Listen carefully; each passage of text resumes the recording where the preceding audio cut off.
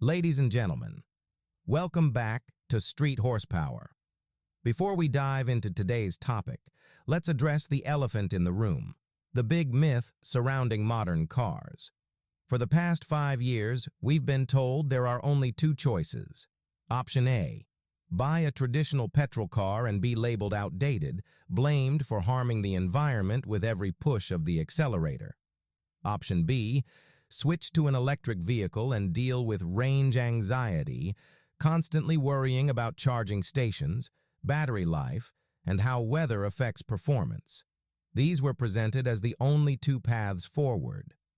But on March 13, 2026, a company from Xi'ou, China, is set to challenge that idea completely. The entire auto industry may have been looking at the problem the wrong way. We're talking about the Geely Galaxy M7. At first glance, you might think it's just another SUV. The design resembles the Galaxy L7 or perhaps a refined version of the E8. But beneath the surface lies something far more significant. A new technology called the Nord-Thor EMI system. This isn't just an upgrade. It's a game changer that could make traditional petrol engines obsolete. And the reason for that bold claim comes down to one number: 1,730 kilometers of combined range. To put that into perspective, that's like driving from London to Edinburgh, turning around, heading back to London, and still having enough range to go halfway to Paris without stopping for fuel or charging. The car achieves an impressive fuel consumption of 2.67 liters per 100 kilometers under normal conditions. Even more surprising, when the battery is completely depleted, it still manages 3.35 liters per 100 kilometers. That's remarkable because most hybrid vehicles become inefficient and heavy when their batteries run out. The M7, however, becomes even more efficient, outperforming cars like the Toyota Prius despite carrying a dead battery. Today, we're going to break this car down piece by piece. We'll explore the thermodynamics, chemistry, and electronic systems that make all of this possible.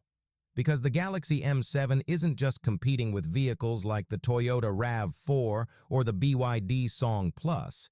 It's making them seem outdated, like steam engines in a world of bullet trains. To understand why the Galaxy M7 is so revolutionary, we need to revisit a basic concept from physics: thermodynamics. Traditionally, internal combustion engines have been quite inefficient. They function more like heaters that happen to produce motion. For decades, only about 30 to 35% of the fuel's energy actually made it to the wheels. Even with massive investments, companies like Mercedes-Benz push that figure to around 40 to 41%, and Toyota's best engines reach similar numbers. But the engine in the Galaxy M7, a 1.5-liter naturally aspirated four-cylinder, achieves an astonishing thermal efficiency of 46.5%. That might not sound like a huge jump, but in engineering terms, it's massive. Improving efficiency by even 0.5% is considered a win. A 5% increase is a generational breakthrough. This leap is made possible through innovations like swirl duct technology and extreme friction reduction. Let's break that down. The engine uses a modified Miller cycle instead of the conventional Otto cycle found in most cars. In a standard engine, the intake valve closes at the bottom of the piston's stroke. In the Miller cycle, it stays open slightly longer as the piston begins to move upward. This pushes some of the air-fuel mixture back, reducing the energy needed for compression while still allowing for a longer expansion phase, extracting more energy from each combustion event. But the real innovation lies in the combustion chamber. Engineers have designed the intake ports to create intense air movement, almost like a miniature tornado inside the cylinder. This turbulence allows the fuel to burn faster and more evenly, reducing wasted energy and heat loss. On top of that, the engine uses a split cooling system. The cylinder head is kept cooler to prevent knocking under high compression, while the engine block is maintained at a higher temperature. This reduces oil thickness and friction, improving overall efficiency. All of these innovations come together to create a system that redefines what's possible with hybrid and combustion technology.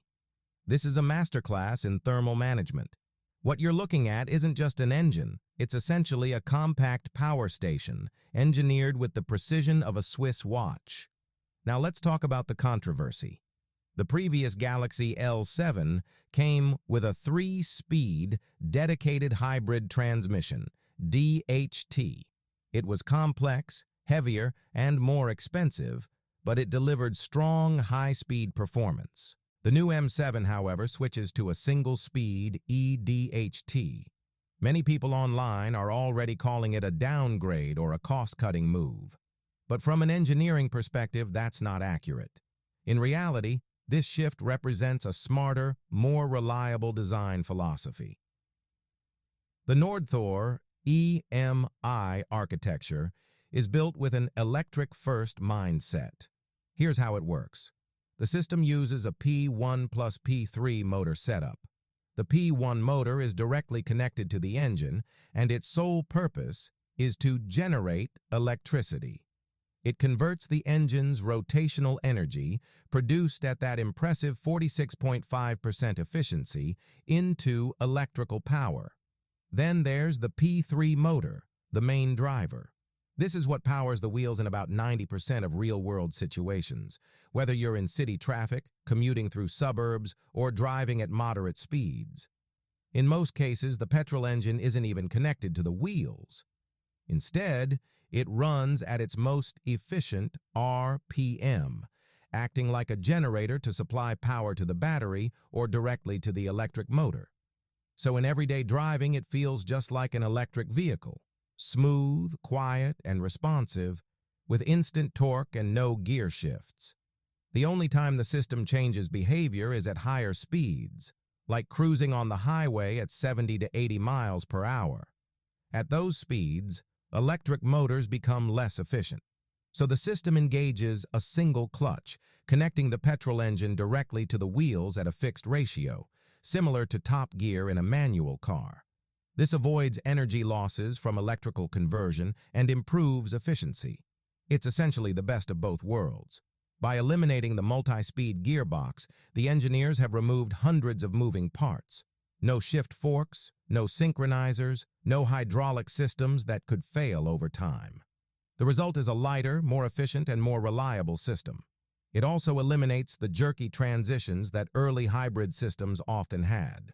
The M7 delivers power smoothly, gliding forward on electric torque, while the petrol engine quietly supports in the background. Now, power is only useful if it can be stored safely.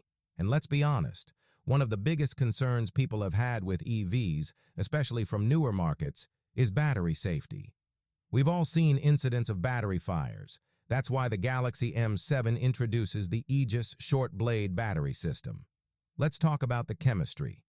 Most long-range electric vehicles use NCM, nickel-cobalt-manganese batteries. These are energy-dense but can be unstable under certain conditions. The M7 instead uses LFP, lithium iron phosphate, which is inherently safer and far less prone to catching fire, though traditionally it stores less energy.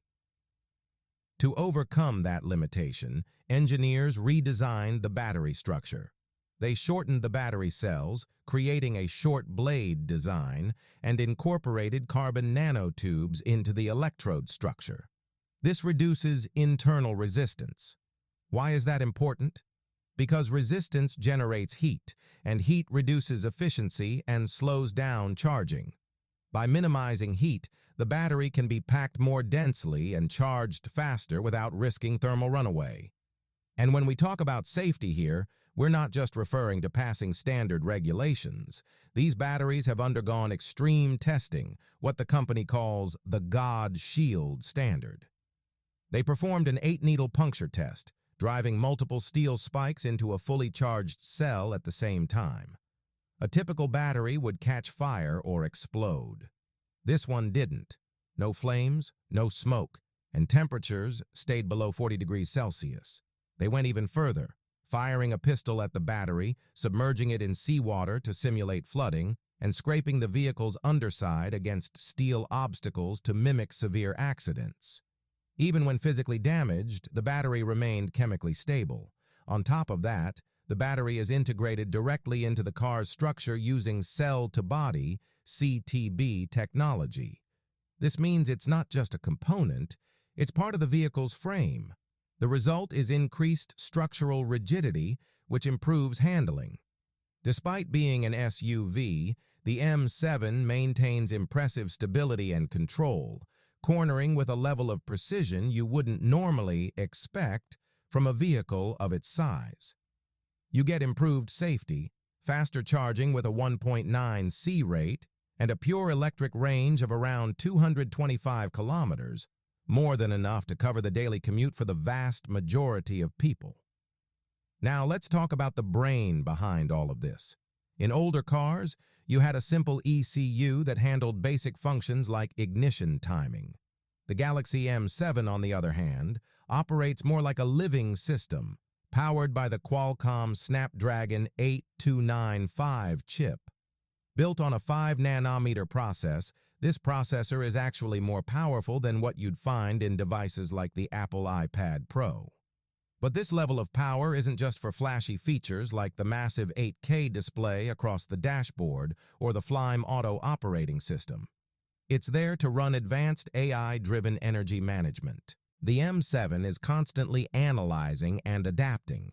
For example, if you enter a destination into the navigation system, the car studies the route ahead. If it detects hills or mountains in the distance, it plans accordingly, using the petrol engine efficiently on flat roads, saving battery power for climbs, and then recovering energy during descents.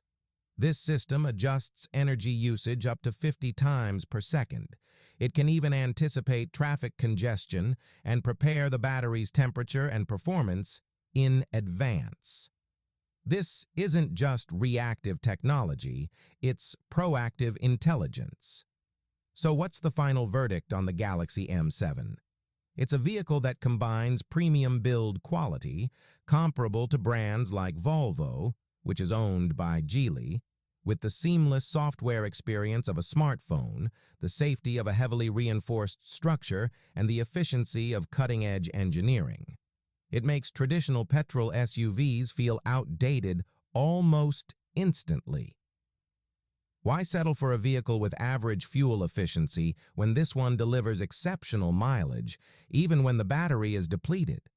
At the same time, it challenges fully electric vehicles. Why deal with range anxiety when you can enjoy 225 kilometers of electric driving for your daily routine and still have over 1,500 kilometers of total range for long trips? The Galaxy M7 isn't just another car. It's a category-defining product. It bridges the gap between traditional combustion engines and the electric future. And it does it so well that it might just redefine what drivers expect from a car. With its launch on March 13th, legacy automakers are going to feel the pressure, and for consumers, this might finally be the kind of car we've been waiting for. This has been Street Horsepower. If you enjoyed this deep dive, consider subscribing for more detailed breakdowns like this. Drive safe, and see you in the next one.